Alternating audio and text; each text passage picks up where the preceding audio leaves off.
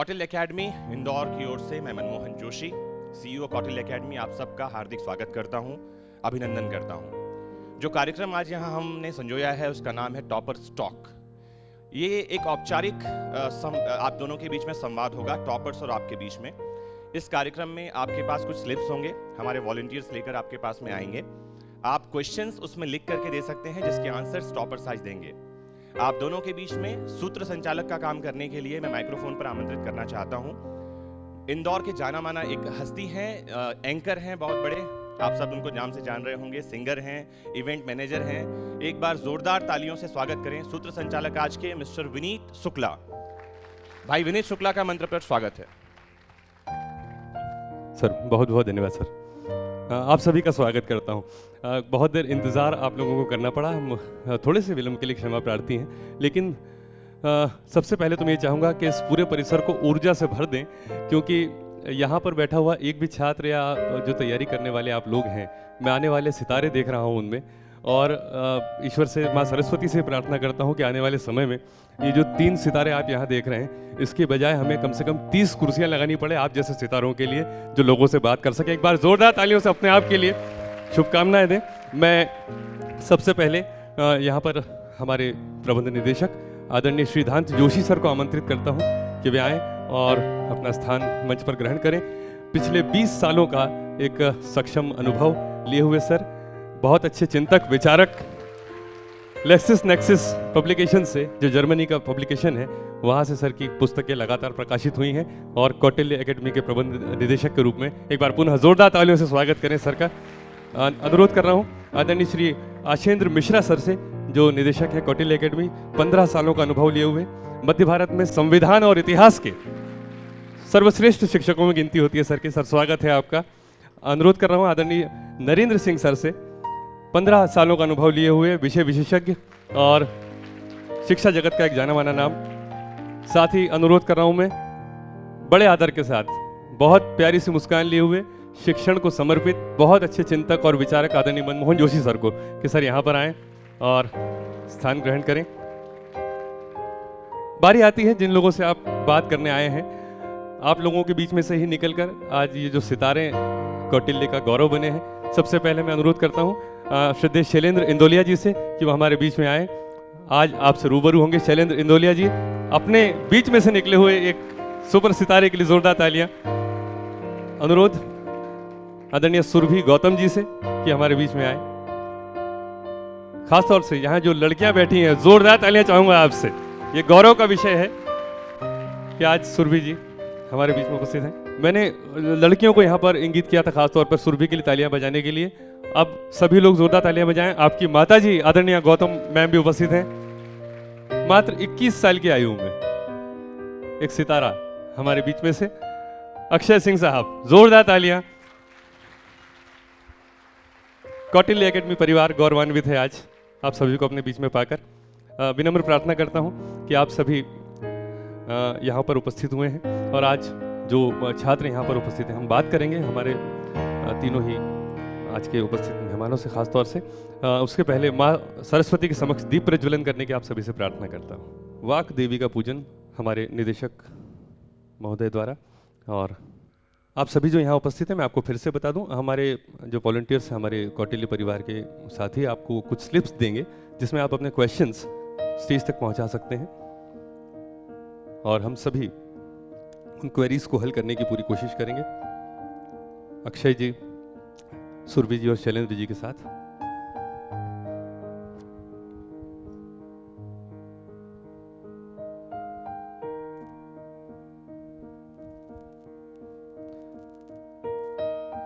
दीप प्रज्वलन के साथ आपकी तालियां इस उत्सव को एक आरती भी बना सकती हैं और आपकी आराधना भी बना सकती हैं। यह आपकी शिरकत है।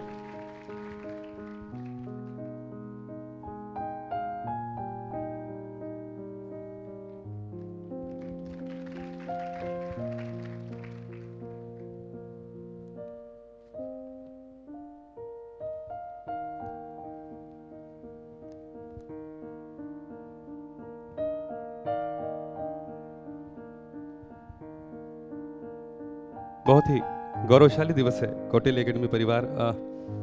जैसा कि आप सभी जानते हैं, बहुत डिफिकल्ट होता है मैं श्रद्धेय मनमोहन जोशी सर से बात कर रहा था। बताया उन्होंने बातचीत में कि ICS नाम से ये एग्ज़ाम जब हुआ करती थी तो सुभाष चंद्र बोस जी और स्वामी विवेकानंद जी जैसे लोगों ने भी इस एग्ज़ाम को पास किया था। उतनी प्रखर बुद्धि की बहुत आवश्यकता होती है। बड़ी बात यह है यहाँ पर कि 21 साल मिनिमम आयु होती है और 40 साल अधिकतम आयु होती है। मैं जब अक्षय भाई को यहाँ देखता हूँ तो इतना गौरव होता है कि पहले ही पायदान पर यानी 21 साल जो मिनिमम आयु होती है वहीं पर अक्षय भाई आज सिलेक्टेड हैं और हमारा गौरव बन चुके हैं। एक बहुत अच्छा अवसर खासतौर से यंग एस्पिरेंट्स के लिए जो आप आगे तैयारी करने वाले हैं उनके लिए एक बहुत अच्छा अनुभव होगा। आज बड़ी ऊर्जा से इस सेमिनार तो अक्सर बोझिल हुआ करते हैं, लेकिन ये सेमिनार आज जो कौटिल्य परिवार ने आपके लिए आयोजित किया है निश्चित तौर पर कह सकता हूँ कि आपके लिए एक बहुत प्रेरणास्पद विषय रहेगा जब हम बातचीत करना शुरू करेंगे। सबसे पहले मैं अनुरोध करूंगा हमारे निदेशक महोदय से, आदरणीय श्रीधान जोशी सर से, कि सबसे पहले सुरभि का स्वागत हम सभी की ओर से करें पुष्प के द्वारा। आइए, और ये स्वागत आप सभी का है। मैं चाहूंगा कि आप में से हर कोई यहाँ पर बैठा हो और लाभान्वित होता रहे ऐसे ही। आदरणीय आशेंद्र मिश्रा सर से अनुरोध है, शैलेंद्र इंदोलिया जी का स्वागत हम सभी की ओर से करें।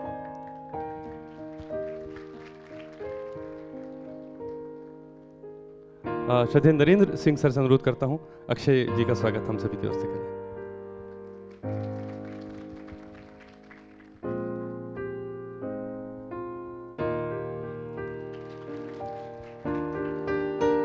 तो सारे छात्र और सारा कौटिल्य परिवार ये चाहता है कि हमें ऐसे अवसर खासतौर पर सेमिनार्स और हमारे एनुअल डेज पर ही मिला करते हैं जब हमारे डायरेक्टर्स का हम स्वागत कर सकें।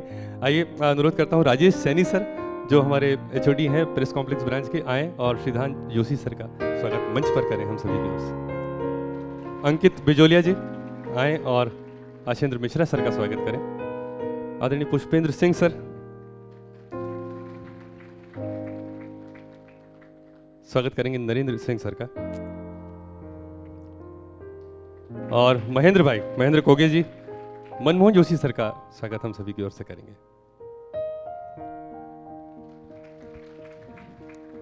अनुरोध करता हूं मनमोहन सर आपसे कि गौतम मैम का स्वागत करें। सुरभि जी की माता जी हमारे बीच में उपस्थित हैं। एक सक्षम माँ ही एक अच्छी संतति को जन्म देती हैं। बहुत बहुत स्वागत मैम। मैंने 2011 में बीटेक कंप्लीट किया था IIT BHU से। उसके बाद फिर सबको लगता है कि कहाँ पे जॉब ढूंढनी है, क्या करना है, तो मेरा बचपन से ये एम रहा था कि मैं IPS बनूं। तो फिर मैंने इस दिशा में प्रयास करने शुरू किए। ये मेरा 5वां अटैम्प्ट था। चौथे अटैम्प्ट में मुझे IRS में सफलता मिली थी। अभी मैं इंडियन रेवेन्यू सर्विस में प्रशिक्षण ले रहा हूँ। इस 5th अटैम्प्ट में मेरी 38 रैंक आई। तो मैं विशेष तौर पर हिंदी माध्यम के विद्यार्थियों के लिए भी ये कहना चाहूँगा कि इस एग्ज़ाम को लेकर कई तरह की भ्रांतियाँ विद्यमान हैं। जैसे ये सबसे टफेस्ट एग्ज़ाम है, इस मतलब एग्ज़ाम को पास करने के लिए डेली 15-16 घंटे की स्टडी ज़रूरी है। ये सब बातें आप अपने दिमाग से बिल्कुल निकाल दीजिए। यदि आप सही दिशा में सही गुरुओं के मार्गदर्शन में अपनी तैयारी करेंगे तो ये एग्ज़ाम काफ़ी सरल हो जाएगा। इसका एक अपना एक प्रोसेस है जिसे आपको फॉलो करना पड़ेगा, एक सिलेबस है जिसको आपको तैयार करना पड़ेगा। उसके लिए आपको गाइडेंस देने के लिए गुरु विद्यमान हैं। तो मेरा यही कहना है कि ये बात दिमाग से एकदम निकाल के तैयारी कीजिए कि मतलब मेरा सिलेक्शन होना बहुत मुश्किल है। और तो ये आप अपनी बस सही डायरेक्शन में अपनी तैयारी कीजिए, आपको सफलता ज़रूर मिलेगी। आगे आने वाले अभ्यर्थियों के लिए मेरी बहुत सारी शुभकामनाएं। बहुत बहुत धन्यवाद sir. Surabhi ji. Very good morning to everyone. और मैं सर का, एकेडमी का और सबका आभार व्यक्त करती हूँ और आप सब लोगों का वेलकम करती हूँ, क्योंकि आप सब लोग भी एस्पायर कर रहे हैं एक बहुत बड़ी चीज़ के लिए और वो एक बहुत काबिले तारीफ बात है। क्योंकि ये दम रखना कि सिविल सर्विसेज की या स्टेट सर्विसेज की तैयारी करना है हमको और लोगों को बता के चलना है, ये चीज़ वो एक बहुत बड़ी बात होती है, क्योंकि हम फेस नहीं कर पाते हैं और प्रोसेस बहुत डिफ़िकल्ट होती है। तो मैं आप सब लोगों को भी कांग्रेट्स बोलती हूँ इस डिसीज़न के लिए। नो मैटर रिज़ल्ट क्या होता है क्या नहीं होता है, और अच्छा ही होगा, विश्वास रखिए। मेरा इंट्रोडक्शन, मैं सतना डिस्ट्रिक्ट के एक गांव से हूँ 12वीं तक की पढ़ाई मैंने वहीं से हिंदी मीडियम में की थी और उसके बाद मैं भोपाल के इंजीनियरिंग कॉलेज से मैंने इलेक्ट्रॉनिक्स एंड कम्युनिकेशन में इंजीनियरिंग कंप्लीट की। उसके बाद में 1 साल भाभा एटॉमिक रिसर्च सेंटर में एज अ साइंटिस्ट मैंने काम किया। उसी दौरान इंडियन इंजीनियरिंग सर्विस में मेरा सिलेक्शन हो गया और उसके थ्रू मैं इंडियन रेलवेज़ में अभी काम कर रही हूँ। और उस ट्रेनिंग की ड्यूरेशन पे ही मैंने सिविल सर्विसेज लिखने का सोचा और मैंने पहली बार ही लिखा और मेरा ऑप्शनल सब्जेक्ट इलेक्ट्रिकल इंजीनियरिंग था। तो ओवरऑल मेरा पूरा बैकग्राउंड टेक्निकल था, लेकिन जर्नल स्टडीज़ में भी मेरा इंटरेस्ट ज़्यादा था। तो मैंने जर्नल स्टडीज़ के साथ साथ टेक्निकल का एक बैलेंस बना करके अपनी तैयारी की। तो आप में से अगर इंजीनियरिंग बैकग्राउंड के कोई बच्चे कैंडिडेट्स हैं तो वो लोग प्रेफरेबली कि इलेक्ट्रिकल इंजीनियरिंग हम ऑप्शनल लें या ना लें, क्योंकि बहुत ज़्यादा सिलेबस होता है तो समय नहीं दे पाते हैं जीएस के विज़। तो वो अगर आप एंजॉय कर रहे हैं या आपको कोई भी गाइडेंस चाहिए उस चीज़ में, तो प्रेफरेबली आप सब बाकी जनरल स्टडीज़ के लिए तो सारे लोग ही क्वेश्चन कर सकते हैं। और फिर उसके बाद ये मेरा पहला अटैम्प्ट था और मेरी 50वीं रैंक आई है सिविल सर्विसेज में 2016। Thank you. देखिए, पहला अटेम्प्ट, जैसा मैंने पहले भी कहा था कि पहली पायदान होती है 21 वर्ष की एक आयु, और वहाँ से आगे बढ़कर बहुत सारे प्रयासों के बाद कहीं, जैसा मुझे फैकल्टीज़ बताते हैं कि सफलता हासिल होती है, बहुत सारे प्रयास करने पड़ते हैं, लेकिन पहली ही सीढ़ी सफलता की जो चढ़े हैं, ऐसे एक सफल सितारे हमारे अक्षय भाई। अक्षय सर, हम आपसे मुखातिब होना चाहेंगे। A very warm good morning to all the respected faculties sitting in front of me and dear aspirants. मैं अपना इंट्रोडक्शन पहले देता हूँ। I am Akshay Singh Markam and in 2014 MPPSC at the age of 20 I secured DSP position and in the next examination I got DC post at the age of 21 and जो 14 वाली exam थी उसमें ही मुझे डीसी मिल सकता था, because of the under as मुझे वो चीज़ मिल नहीं पाई। एंड मैं यहाँ कौटिल्य एकेडमी का एक अंडर ग्रेजुएट बैच का स्टूडेंट हूँ और 12th के बाद से ही मैंने अपनी प्रिपरेशन स्टार्ट कर दी थी और वही सबसे सही टाइम होता है, मुझे ऐसा लगता है। अगर आप भी करना चाहते हैं तो आपके पास एक एम्पल टाइम होता है 3 years का, और उसमें अगर आपके पास अच्छा गाइडेंस हो। अगर मैं बात करूँ तो सबसे पहले तो कौटिल्य एकेडमी ने मुझे ये प्लेटफॉर्म दिया है जहाँ पे मैं आगे ये पढ़ सकूँ। सेकेंडली मेरे फैकल्टीज़ जो रहे हैं, ऋषि भोसले सर इंग्लिश मीडियम के जो हेड है, उन्होंने मुझे बहुत अच्छा गाइडेंस दिया है। एंड जितने भी और टीचर्स हैं, मनमोहन सर हैं, मिश्रा सर हैं। Then throughout my preparation एक और चीज़ मैं बोलना चाहूँगा कि आपके लिए जो ज़रूरी है पढ़ाई के साथ साथ कि आपका सर्कल अच्छा हो, आपके आसपास लोग ऐसे हों कि जो आपको मोटिवेट करें, आपको इंस्पायर करें कि आपको हमेशा आगे बढ़ना चाहिए। और ऐसे ही मैं एक नाम लेना चाहूँगा, आदित्य तिवारी, जो कि अभी फ़िलहाल में कौटिल्य एकेडमी के टीचर हैं, कि वो हमेशा एज अ फ्रेंड हमेशा मेरे साथ थे और हमेशा उन्होंने मुझे इंस्पायर किया है कि तुम्हें आगे करना चाहिए। और इसी के साथ ही फिर मैं एक कम एज में at the age of 21 only I got selected as deputy collector. तो मैं आपको एक चीज़ ही कहना चाहूँगा कि अगर आप करना चाहें तो कोई भी चीज़ कठिन नहीं है, सब कुछ बहुत इजीली आराम से हो सकता है, एक सही एज में हो सकता है, फर्स्ट अटैम्प्ट में हो सकता है। मेरे दोनों अटैम्प्ट फर्स्ट थे, चूँकि 14 में मेरी एज नहीं थी तो मुझे डेप्यूटी कलेक्टर मिल नहीं पाया। एंड मैंने यूपीएससी भी दी थी इस टाइम, लास्ट ईयर तक I was ineligible for UPSC also, क्योंकि उसमें भी 21 ईयर्स मिनिमम है। एंड इस बार मेरे ये एमपीपीएससी के कारण ठीक से उसकी मैं प्रिपरेशन कर नहीं पाया था, तो I gave mains also but couldn't clear it. So this time I'm aspiring for the UPSC also, and hopefully next year I'll come again in front of you as an IAS, hopefully. Thank you.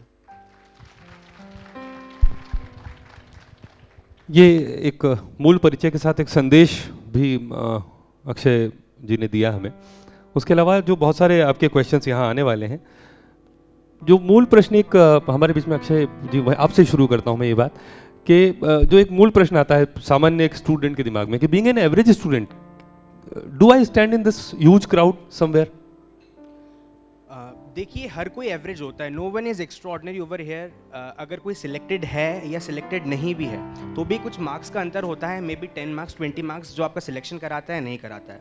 तो ऐसा नहीं है कि कोई बहुत ज़्यादा extraordinary है, everyone is average over here. लेकिन जो चीज़ ज़रूरी होती है वो है कि आपके अंदर एक एंथुसियाज्म होना चाहिए, डिटर्मिनेशन होना चाहिए कि हाँ मुझे ये करना है और मैं करके बताऊँगा।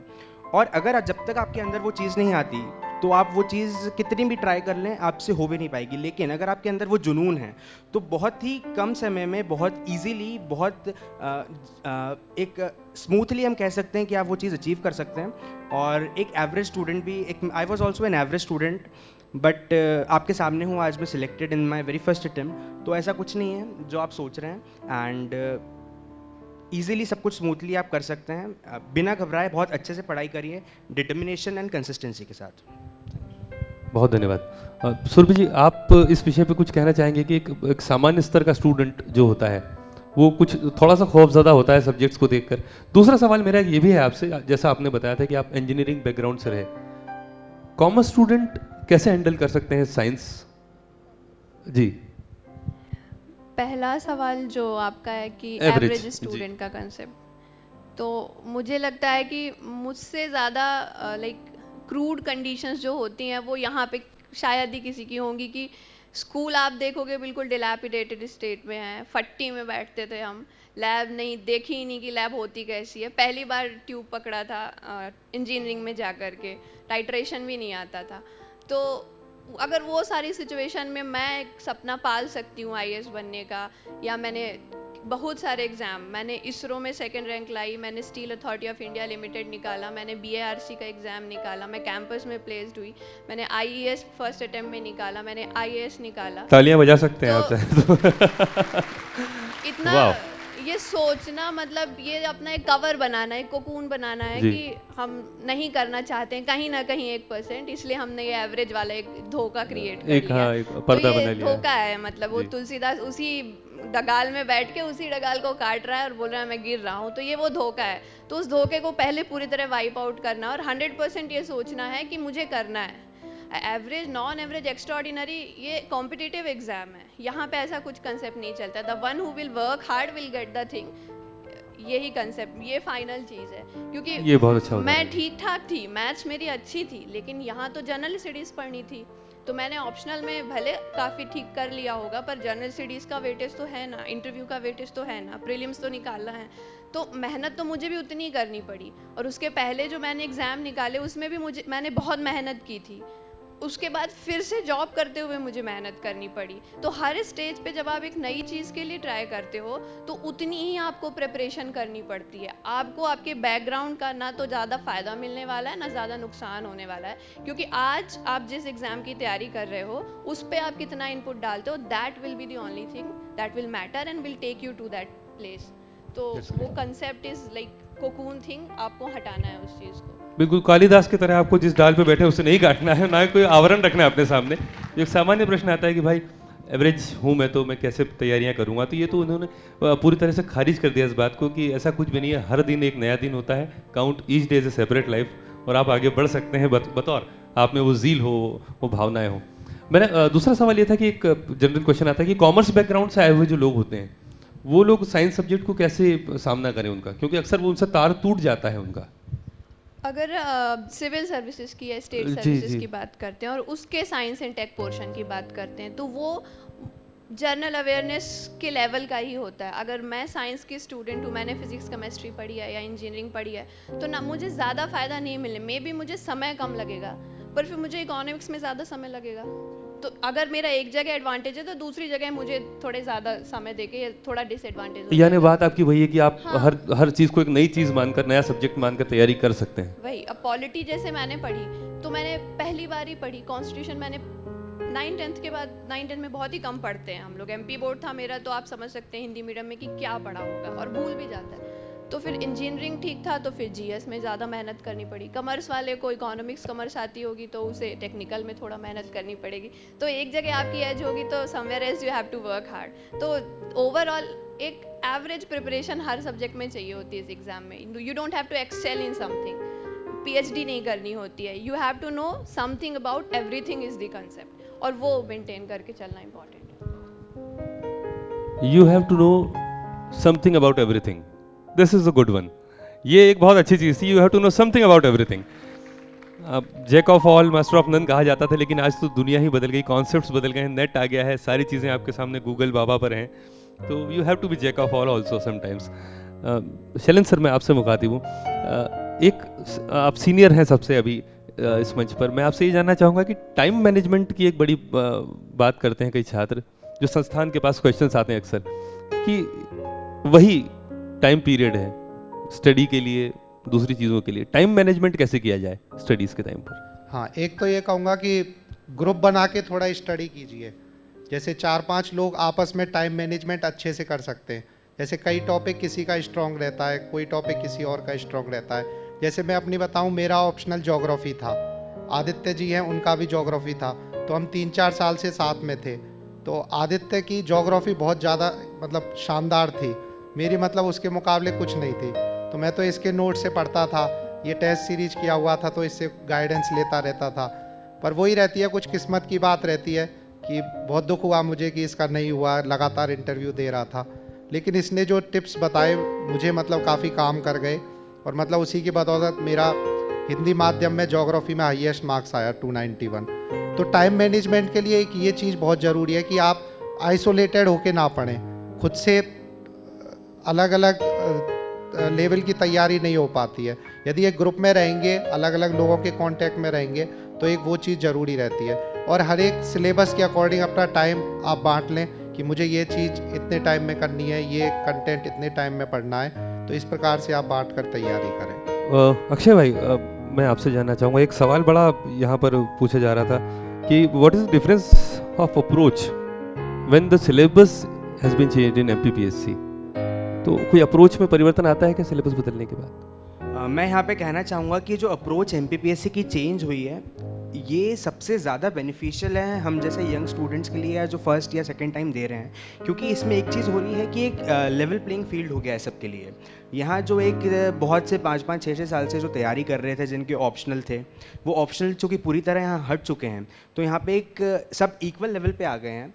एंड बहुत अच्छी अपॉर्चुनिटी है आपकी कि आपके साथ जो कम्पीट कर रहे हैं वो भी मतलब पहले स्केलिंग होती थी ऑप्शनल्स में, यहाँ ऑप्शनल नहीं है तो स्केलिंग नहीं है, तो एवरीवन इज़ इक्वल हो गई है। दूसरा अप्रोच की जहाँ तक बात है कि सिंस द कोर्स आप अगर एमपीपीएससी का देखेंगे तो वो पूरी तरह से मतलब अगर कहा जाए 80% वो यूपीएससी का कॉपी किया हुआ है जो मेंस का कोर्स है, अगर हम ऑप्शन हटा दें और थोड़ा एमपी का पार्ट हटा दें तो जो अप्रोच की बात है, अब जो अप्रोच है वो बहुत ज़्यादा रैशनल हो गई है। आपको जो आंसर लिखना है वो एक अंडरस्टैंडिंग बेस पे एक होने चाहिए। दूसरा, एक ओवरऑल करंट अफेयर्स, जो अगर हम बोले करंट अफेयर्स हटा के जो एक जनरल अवेयरनेस है, उसका भी एक इंपॉर्टेंस है एमपीपीएससी में। तो ये मुझे लगता है कि जो अप्रोच हमारी होनी चाहिए वो बहुत ज़्यादा रैशनल होनी चाहिए, बहुत ज़्यादा एक अवेयर, जिसे हम बोलना चाहिए कि अवेयर हो आप सब चीज़ को लेकर के। एंड वही जो जैसे बोला है कि you should know something about everything, Surabhi ma'am ने बोला है, वैसा यहाँ पर भी अप्रोच लगती है। तो मुझे लगता है ये इट्स सफिशिएंट। That's great. एक चीज़ और, अभी हम लोग जैसे इस सेमिनार में भी हैं, अब एक टर्म बड़ी आ गई आजकल, सोशल मीडिया प्लेटफॉर्म। व्हाट्सएप भी है, फेसबुक भी है, यूट्यूब भी है, बहुत सारे लेक्चर्स अवेलेबल हैं। ये भी हम यूट्यूब के माध्यम से लाइव जा रहे हैं, BTV युवा पर इसे लाइव देखा जा रहा है। वहाँ भी आप अपने क्वेश्चंस पुटअप कर सकते हैं। यदि आप लोग हमें सुन पा रहे हैं तो हम तक वो क्वेश्चंस पहुँचेंगे और आपकी क्वेरीज भी सॉल्व करने की कोशिश करेंगे यहाँ से। यहाँ एक मेरा प्रश्न आप तीनों से ही है, हो सकता है डिफरेंस ऑफ ओपिनियन भी हो सकता है इसमें, कि सोशल मीडिया प्लेटफॉर्म कहीं हार्मफुल है या बेनिफिशियल है, इसका अभी तक कोई एक सही स्थायी जवाब नहीं है। अध्ययन और खासतौर से स्टडीज़ के दौरान इस तारतम्य में सोशल मीडिया को हम यूज़ अच्छे से भी कर सकते हैं, उसका नेगेटिव इफेक्ट भी आता है। आपका ओपिनियन क्या है? तीनों से ही जानना चाहूँगा।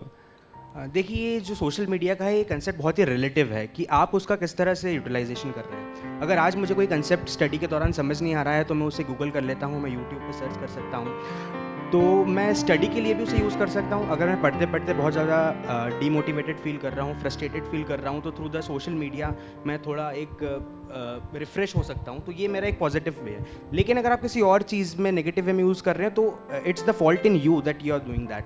Social media as a thing, आज अगर सरकार उसे डिजिटल इंडिया के माध्यम से या दूसरी चीज़ें वर्ल्ड आगे बढ़ा रहा है तो इट्स वेरी बेनिफिशियल और आपको इसका यूटिलाइजेशन करना चाहिए। और बहुत अच्छी तरीके से बहुत सारे आज प्लेटफॉर्म्स अवेलेबल हैं ऑनलाइन, जिनके मदद से आप चीज़ों को समझ सकते हैं, इस प्रिपरेशन में आगे बढ़ सकते हैं, उसका यूटिलाइजेशन पूरी तरह से बेनिफिट ले सकते हैं। सुरभि मैम, मेरा भी मोरलेस यही मानना है, क्योंकि एक होता है कि जब हम तैयारी कर रहे होते हैं तो आधी सोसाइटी से तो हम वैसे ही कट ऑफ रहते हैं। तो अब बात किससे करें, स्ट्रेस तो बस्ट करनी है। तो वो फिर सोशल मीडिया एक वैल्व की तरह काम करता है जहाँ पे आप अपना प्रेशर रिलीज़ करते हो। दूसरी चीज़ होती है कि फिर आपका सिलेक्शन ऑफ थिंग्स क्या है, आप विजिट क्या करते हो, सर्व कौन सी चीज़ करते हो, वो आपके ऊपर डिपेंड करता है। तो मैं अपना केस बताऊं तो मैं दिन में 3 बार फेसबुक तो खोलती थी और व्हाट्सएप भी मैं चलाती थी और यूट्यूब के तो कहने ही क्या है, तो वो सब मैं करती थी क्योंकि उससे मुझे हेल्प मिलती थी। मैंने जो पेजेस लाइक कर रखे थे उनको खोल कर देखने से 2-4 नई चीज़ें मुझे पता ही चलती थी और उसके बाद मैं रिवर्ट बैक हो करके मेन टॉपिक को देख लिया करती थी। तो that all help me a lot and I don't think कि दिस इज़ अ हर्डल और एनीथिंग। और कंट्रोल लाइज इनसाइड यू। तो अगर आपका internal control system well functioning है, आपको लगता है कि कोई भी आउटर चीज़ आपको ज़्यादा डाइवर्ट नहीं कर सकती as far as your goal is concern, these all things are immaterial. I